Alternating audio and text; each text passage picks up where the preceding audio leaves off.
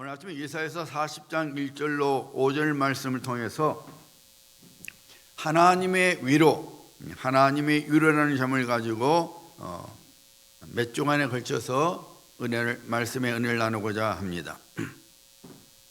1988년 하계 올림픽은 우리 대한민국에서 열렸는데 이 동계 올림픽은 캐나다 캘거리에서 열렸습니다. 피겨 스케이팅에 참석한 미국 선수들 중에 폴 와일리 선수가 있었습니다. 그는 2만여 명의 관중과 수백만 시청자들 속에서 긴장한 나머지 첫 번째 점프를 하자마자 그만 아이스링크장에 엉덩방아를 찌고 말았습니다. 그 순간 그의 귀에 들리는 것은 2만여 관중들의 동정 어린 신음소리였습니다. 폴 와일러는 어떻게 해야 할지 몰랐습니다.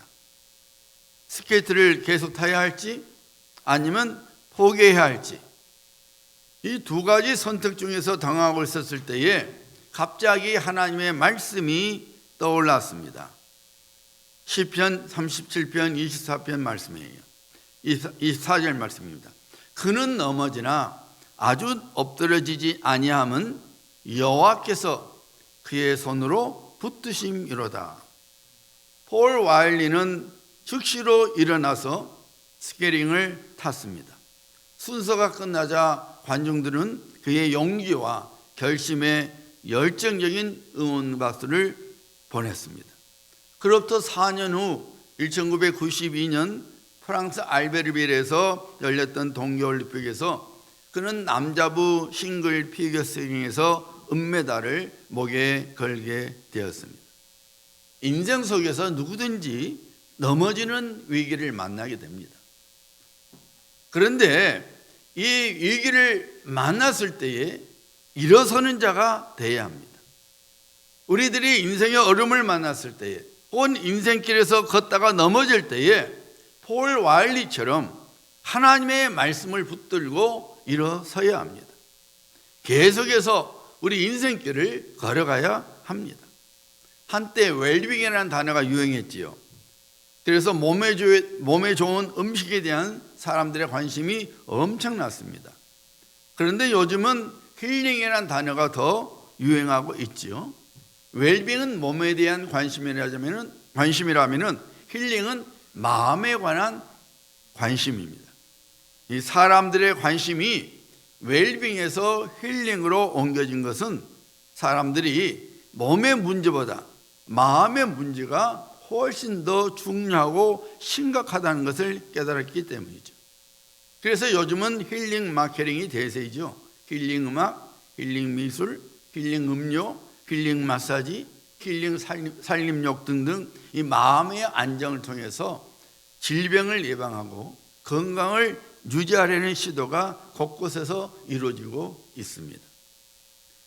대한민국에서 한때 대단히 인기가 있었던 승려가 있었지요. 혜민 승려지요. 그것은 멈추면 비로소 보이는 것들의 제목을 가진 책이 100만 부 이상 팔리면서 이 혜민 승려는 스타급 인사가 되었지요. 그는 버클리 대학에서 종교학 학사, 하버드 대학에서 종교학 석사, 그리고 프린스턴 대학에서 종교학 박사 과정을 받은 엘리트 승려입니다.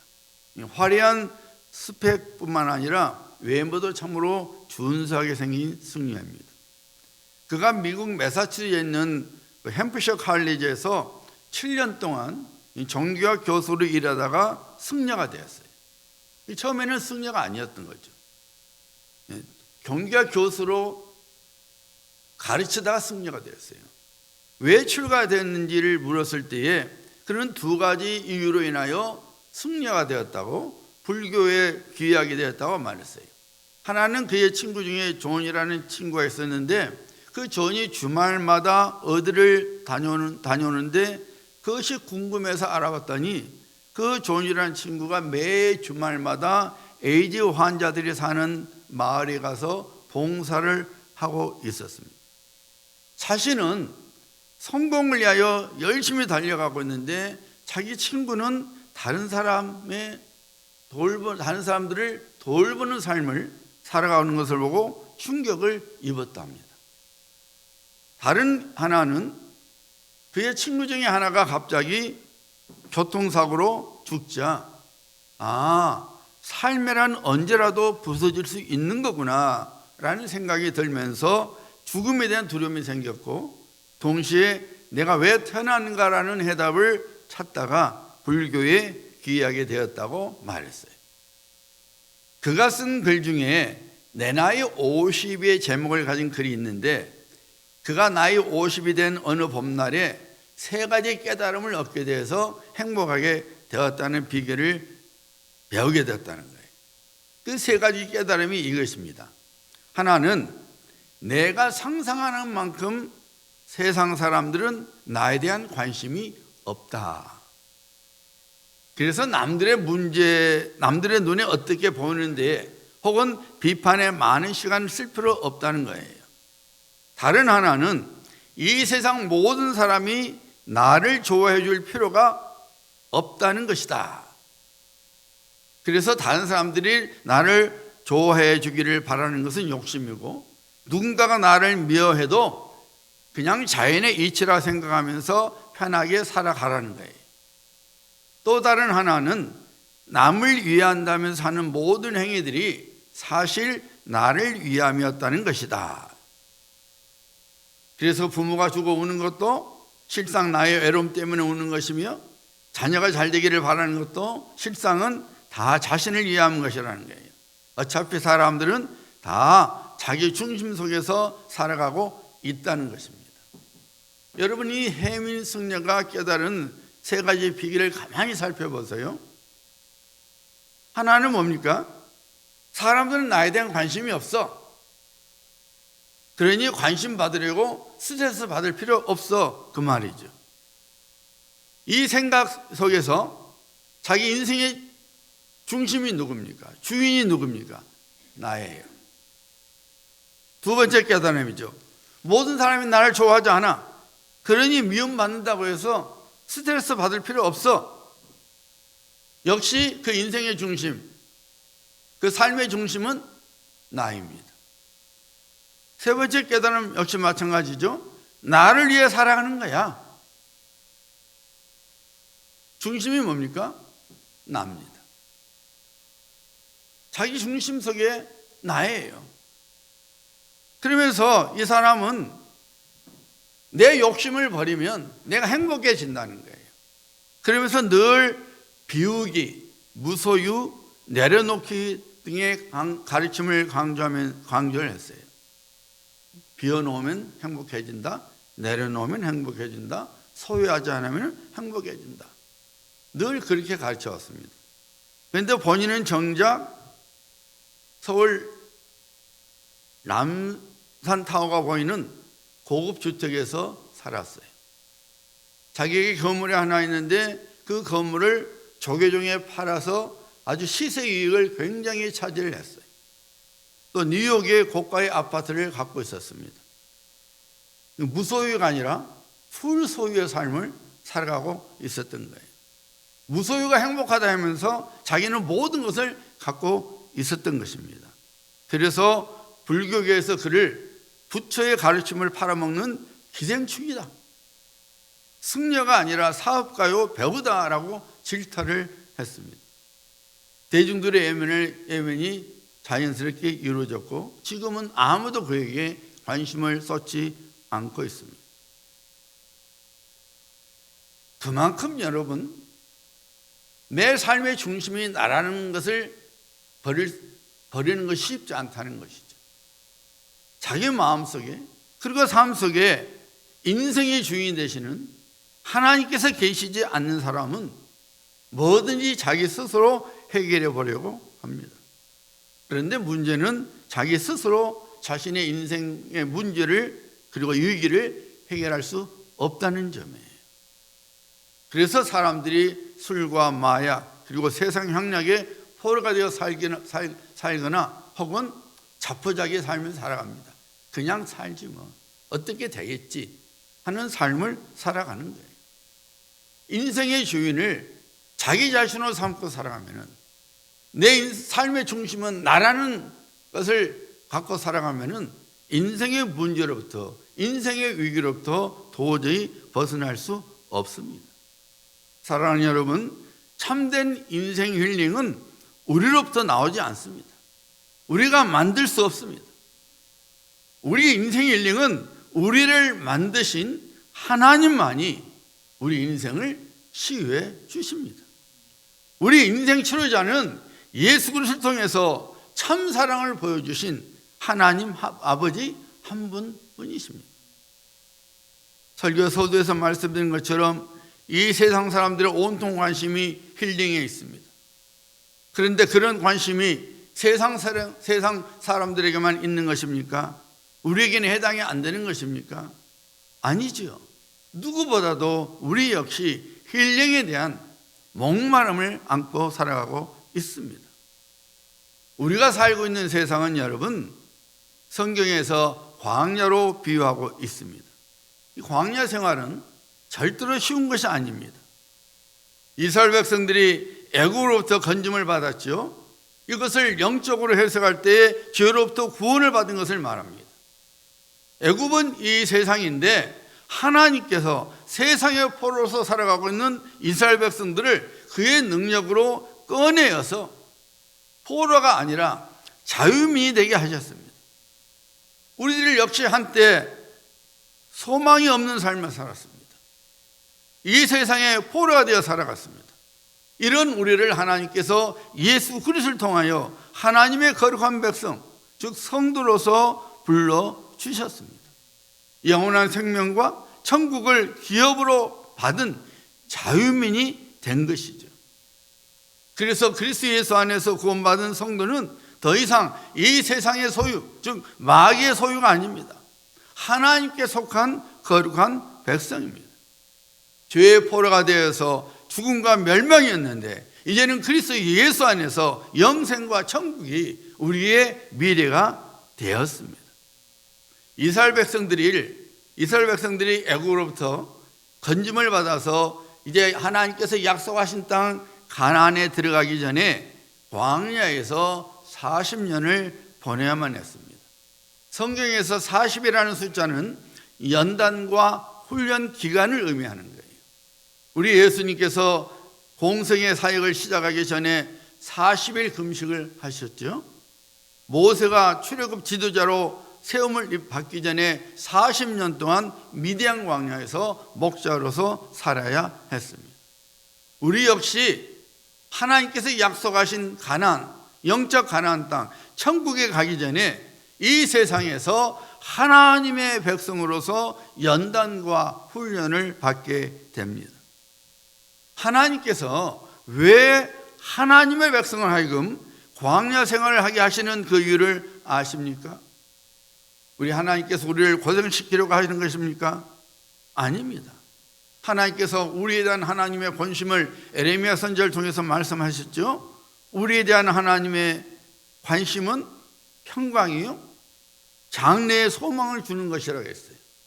하나님께서 우리를 고생시키려고 이 세상 광야길을 걷게 하신 것이 아니라 그 말입니다. 아니면은 하나님께서 우리를 좀 더 나은 사람 되게 하라고 이 세상 광야길을 걷게 하시는 겁니까? 그것도 아니죠. 여러분, 우리가 구원받았지만은 우리는 여전히 죄성이 있기 때문에 우리의 생각하는 것, 행동하는 것이 다 죄를 만들어냅니다. 우리 스스로 더 좋은 사람 될 수가 없어요. 그러면 왜 하나님께서 우리를 하나님의 거룩한 백성으로 불러주시고 하나님의 사랑받는 자녀로 불러주셨으면서 왜 이 세상 광야길을 걷게 하실까요? 그것은 이유가 단 한 가지예요. 하나님께서는 우리 모두에게 전부가 되기를 원하시기 때문에. 그래서 우리들이 항상 하나님이 최고예요. 제게는 하나님뿐이 없어요. 이렇게 하나님과 교통하는 삶을 살아갈 수 있도록 하나님께서 이 세상 광야길을 살아가게 하시는 것입니다.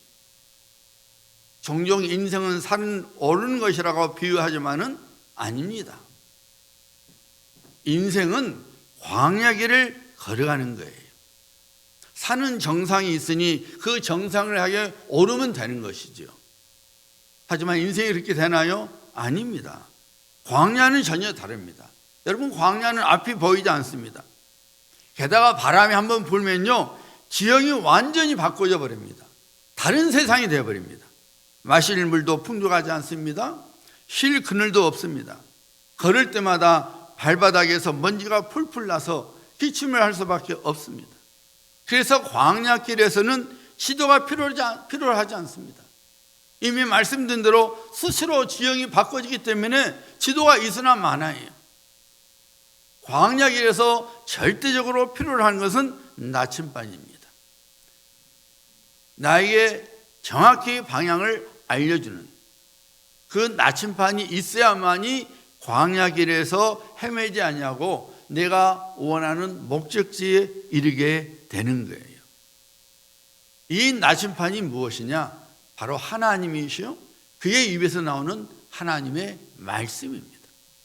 그래서 시편 기자가 고백하지 않았습니까? 주의 말씀은 내 발의 등이요 내 길의 빛이니이다. 변하지 않고 정확한 방향을 알려주는 나침반. 우리들이 가야 할 방향을 내가 어느 장소에 있든지 어느 때에 있든지 정확히 알려주는 나침반이 있어야만 길을 헤매거나 잃어버리지 않고 광야를 건너가게 됩니다. 그 나침반이 나의 하나님이시오.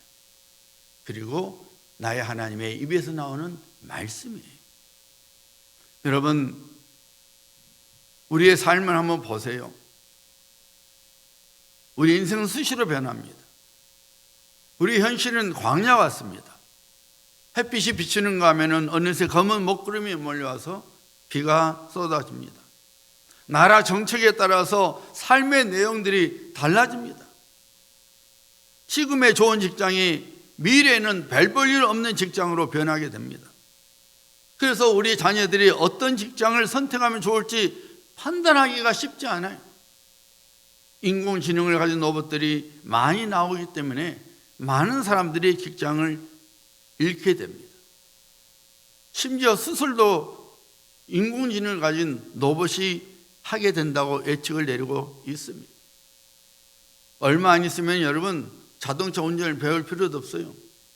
여러분은 타기만 하면은 자동차가 알아서 자율적으로 목적지에 데려다 줍니다.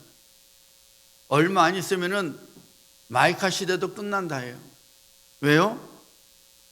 차가 굳이 필요 없다는 거예요. 내가 필요할 때만 차를 빌려 쓰는 시대가 온다는 것입니다. 그만큼 세상이 무섭게 변하고 있습니다. 예측할 수가 없습니다. 며칠 전에 여러분 홍콩의 아파트가 갑자기 불이 나서 많은 사람들이 생명을 잃었어요. 숫자가 더 늘어나고 있어요. 126명에서 아마 더 늘어난다 그래요. 누가 여러분 갑자기 그렇게 불에 타 죽을 줄 상상이나 했겠습니까? 우리 인생은 예측할 수가 없어요. 우리가 계획한 대로, 내가 생각한 대로 되지 않아요. 광야길이에요. 한번 바람이 불면은 지형이 확 바꿔버린 것처럼 우리 인생이 그러한 것입니다. 여러분, 그래서 우리에게는 우리 이 광야길 같은 인생길에서 내가 가야 할 방향을 분명하게 보여주는, 내가 가야 할 목적지에 이르게 하는 영적 나침반이 필요로 하는 거예요. 그 영적 나침반이 하나님이십니다. 우리는 하나님을 붙들어야 합니다. 하나님과 교통 속에서 살아가야 합니다. 하나님을 우리 인생의 전부로 알고 살아갈 때에, 하나님과 교통 속에 살아갈 때에 광야 같은 인생길에서 방황하거나 잃어버린 인생을 살아가는 것이 아니라 우리 하나님의 도심 속에서 마실 물을 공급받고 쉴 만한 곳에 머물게 되며 뜨거움과 차가움으로부터 보호를 받게 되는 것입니다. 하나님께서는 이 진리를 오늘 아침 이사야 선지자의 입술을 통해서 우리에게 선포하고 계십니다. 우리를 사랑하시기 때문에, 우리 인생의 주인이 되시고 보호자이시기 때문에, 그리고 영원한 본향 천국으로 우리를 인도하시고자 인생의 나침반인 그의 말씀을 우리에게 들려주고 계십니다. 청각장애자는 우리 정상인이 경험할 수 없는 경험을 소리를 통해서 한다고 합니다. 청각장애인은 소리에서 맛을 느낀대요. 우리는 못하잖아요. 소리에서 감정을 느낀다고 합니다. 소리를 통해서 그 소리가 만드는 이미지를 볼 수 있다고 합니다. 왜 그것이 가능하냐면은 청각장애인이기 때문에 잘 들리지 않아서 자연스럽게 자신이 인에게 들리는 그 소리에 온통 집중한다는 거예요. 그렇게 집중하다 보니까 그 소리에서 맛이 느껴지고 감정이 느껴지고 이미지를 떠올릴 수 있다는 거예요. 여러분, 우리들이 하나님의 말씀에 전적으로 귀를 기울이지 않으면 이 세상에 들려오는 온갖 잡음으로 인하여 하나님의 말씀이 귀에 들려도 듣지 못하게 됩니다. 하나님께서 그의 손길을 보여주심에도 불구하고 우리의 눈이 이 세상의 것들에 꽂혀 있기 때문에 우리 인생을 빚어가시는 하나님의 손길을 전혀 보지 못합니다. 하나님께서 구체적으로 보여주시고 들려주시는데 우리는 추상적으로 그러려니 하며 살아갑니다. 하나님은 날 살아가신대 라고 말하지만은 하나님의 구체적인 사랑을 경험하지 못합니다. 하나님께서 날 보호하신대 라고 말하지만은 구체적인 하나님의 손길을 알지 못합니다. 구체적인 믿음이 아니라 추상적인 믿음으로 살아가니까 우리는 항상 작은 일에도 믿음이 흔들리는 그런 삶을 살아가는 거예요. 걸핏하면 의심하고 부정적인 생각의 포로가 되고 마는 것입니다. 그러므로 사랑하는 성도님들, 우리의 영적 귀와 영적 눈이 열려져서 우리에게 말씀하시는 하나님의 음성을 들어야 합니다. 우리 삶 속에서 일하고 계시는 하나님의 손길을 볼 수 있어야 합니다. 우리의 생각과 우리의 마음이 온통 하나님께 관심을 가지고 우리의 귀가 하나님의 말씀에 기울일 때에 우리는 그 하나님의 세밀한 음성을 듣게 되고 우리 삶 속에서 베푸시고 있는 하나님의 손길을 보게 되는 것입니다. 우리의 모든 신경이, 우리의 모든 마음이, 우리의 모든 생각이 하나님과 그의 말씀에 집중되어야 합니다. 그러면은 청각장애자가 소리를 통해서 맛을 느끼며 감정을 느끼게 되고 이미지를 본 것처럼 우리의 영적 귀가 그렇게 예민해 있을 때에 우리는 하나님의 호흡을 듣게 되고 하나님의 사랑을 깨닫게 되고 하나님이 우리를 인도하시는 그 손길을 보게 되는 것입니다. 우리 하나님께서 이사야 선지자를 통해서 이스라엘 백성들에게 징계 메시지를 전했죠. 하나님을 섬기라고 애굽으로부터 건져내 주시고 하나님이 친히 그들의 인생이 중이 되어 주시고 또한 이스라엘 백성들을 제사장의 나라로 불러주셔서 하나님의 영광의 도가 되게 하셨는데 그만 이스라엘 백성들이 그런 하나님을 저버리고 신도 아닌 사람이 만든 가짜신 바알과 아세라 등 이 세상에 섬기는 거짓 신들을 섬기는 불순종의 죄를 범하고 말았죠. 죄를 미워하시는 하나님께서 징계의 몽둥이를 들어서 이스라엘 백성들을 치셨습니다. 그 징계의 몽둥이가 바벨론 제국이죠. 하나님께서 바벨론 제국을 사용하셔서 이스라엘을 주전 587년에 망하게 하셨어요. 나라를 잃어버렸습니다. 수많은 사람들이 바벨론으로 포로로 끌려갔습니다. 하나님의 사람들이었던 이스라엘 백성들이 하나님을 저버리고 바알을 인생 주인으로 삼고 살아가니 그들은 하나님의 징계로 나라를 잃어버렸고 포로가 되어 남을 섬기는 인생을 살아만 했습니다. 그런 그들에게 여러분 무슨 낙이 있겠습니까? 무슨 즐거움이 있었겠습니까? 분명히 하루하루가 지옥이었을 것입니다. 미래가 전혀 보이지 않아서 한숨 쉬는 것 외에는 아무것도 할 수 없었을 것입니다.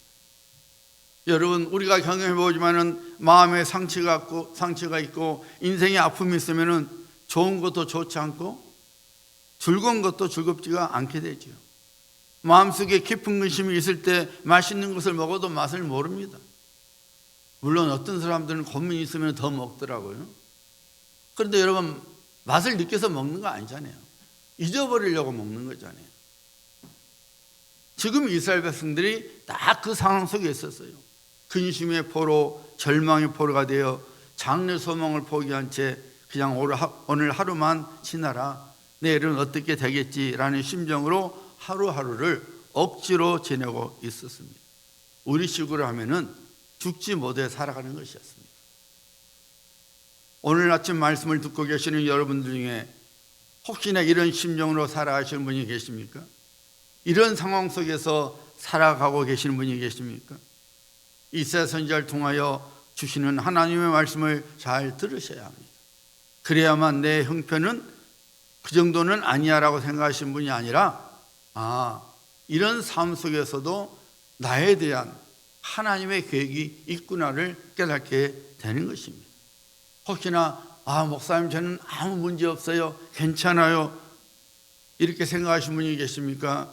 그렇다면 인생은 광야와 같기 때문에 언제 상황 환경이 달라질지 모릅니다.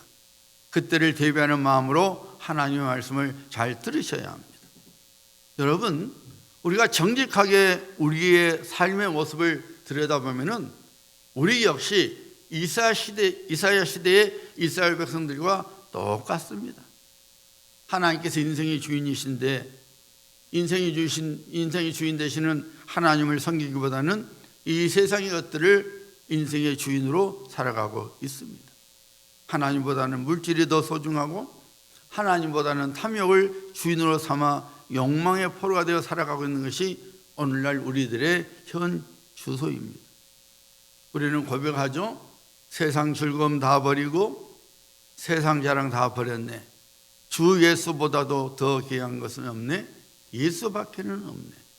이것이 우리의 신앙이요 고백이 되어야 되는데, 실상은 세상 즐거움, 세상 자랑이 우리를 위해 십자가에서 피 흘려 돌아가신 예수님보다 더 가치가 있고 소중하다고 여기면서 그것을 행여 놓칠까 봐서 노심초사하면서 살아가고 있지 않습니까? 여러분, 이것은 죄입니다. 그리고 죄는 엄청난 힘을 갖고 있는데 그 힘은 우리를 억압하고 멸망의 길로 끌고 간다는 거예요.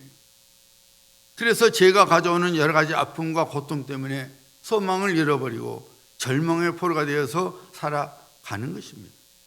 게다가 죄는 우리를 하여금 절대로 만족하지 못하게 합니다. 늘 갈증과 배고픔 속에서 살아가게 합니다. 우리가 조금만 시선을 바꾸면, 조금만 생각을 바꾸면 하나님의 은혜 속에 살고 있음을 깨닫고 감사하게 되는데, 죄는 그것을 철저하게 방해합니다. 막아버립니다. 우리를 하여금 눈만 뜨면 불평과 불만족 속에서 살아가게 만드는 거예요. 사랑하는 성도님들, 우리는 그래서 하나님의 말씀에 귀를 기울여야 합니다. 이 세상의 광야길 같아서 근심하고 절망하고 낙심해야 할 게 없었지만은 그 상황 속에서 한숨을 쉬고 있는 것이 아니라, 그러려니 하고 사는 것이 아니라, 어떻게 하루만 견디자는 것이 아니라 우리의 귀를 열어서 하나님의 말씀에 기울여야 합니다. 삶의 소망을 잃어버리고 상심과 절망의 포로로서 살아가고 있는 이스라엘 백성들에게 하나님께서 선포하십니다. 자, 오늘 본문 말씀 1절을 보시길 바랍니다.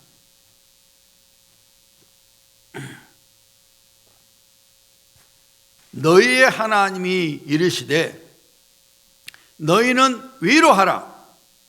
내 백성을 위로하라. 하나님의 백성의 인생을 회복시키고자 하시는 하나님의 첫 메시지가 선포되고 있죠. 내 백성을 위로하라. 지금 이스라엘 백성들은 인생의 아픔과 고통 때문에, 그리고 하나님께로부터 버림을 받고 잊어버림 바 된 것처럼 여겨져서 낙심과 절망의 포로로서 살아가고 있는데, 하나님께서 그들을 가리켜서 내 백성이라고 선포하고 있습니다. My people, 내 백성이라고 선포하고 있습니다. 여러분, 우리들이 어떤 환경과 상황 속에 있다 할지라도 잊지 말아야 할 것은 하나님께서 나의 하나님이시라는 거예요. 하나님께서 내 하나님이실 뿐만 아니라 내가 하나님의 백성이라는 거예요. 하나님께서 말씀하십니다. 내 백성이라는 거예요. 다른 백성이 아니라 내 백성이라는 겁니다. 하나님께서는 우리들이 서로 위로하며 살아라고 명령하십니다. 너희는 위로하라. 우리가 말씀하신 거예요. 인생길이 광야 같아서 너무 힘든데, 그래서 낙심과 절망의 포로 살아가고 소망이 없는 것 같아서 너무 힘들어하는 우리에게 말씀하시기를 너희는 서로 위로하라는 거예요. 서로 위로하라는 것입니다. 어떤 위로입니까? 우리들이 하나님의 백성이라는 거예요. 우리들이 하나님의 자녀라는 거예요. 형제님 힘드십니까? 잊지 마세요. 하나님의 자녀입니다. 자매님 힘드십니까? 잊지 마세요. 하나님의 자녀입니다. 하나님은 우리에게 서로 위로하라는 거예요. 너희는 위로하라. 너희는 내 백성이라는 거예요. 하나님의 백성이라는 거예요. 우리들이 하나님의 백성이라는 거예요. 우리들이 하나님의 자녀들이요, 그래서 예수의 피값으로 산바된 하나님의 거룩한 백성이요, 하나님의 풍성한 사랑 속에 있는 하나님의 친자녀입니다. 사랑하는 성도님들, 이 말씀으로 여러분들을 위로합니다. 여러분은 하나님의 백성이요, 하나님의 자녀입니다. 이 믿음을 놓치거나 잃어버리지 말아야 합니다. 비록 우리들이 광야 생활에서 허우적거리며 우리의 앞날을 알지 못한 채 근심과 절망이 우리를 엄습하고 우리를 공격한다 할지라도, 그래서 우리의 마음이 어찌할 바를 모른다 할지라도 이 시간 하나님께서 선포하시는 말씀을 내 인생의 나침반으로 삼아야 합니다. 우리 모두는 하나님의 백성입니다. 하나님께서 선포하십니다. 내 백성, 내 백성, 내 백성을 위로하라. 이번 주 한 주간도 사시면서 여러분 날마다 선포하시길 바랍니다. 원수 마귀가 여러분 마음에 근심을 안겨다 주고, 여러분 마음속에 절망을 안겨다 주고, 고민을 안겨다 주고, 불평을 안겨주고 할 때마다 여러분은 선포하셔야 합니다. 나는 하나님의 자녀야. 나는 하나님의 백성이야. 이 말씀의 위로 속에서 승리하시는 우리 귀한 성도님들 되시기를 주의 이름으로 축복합니다.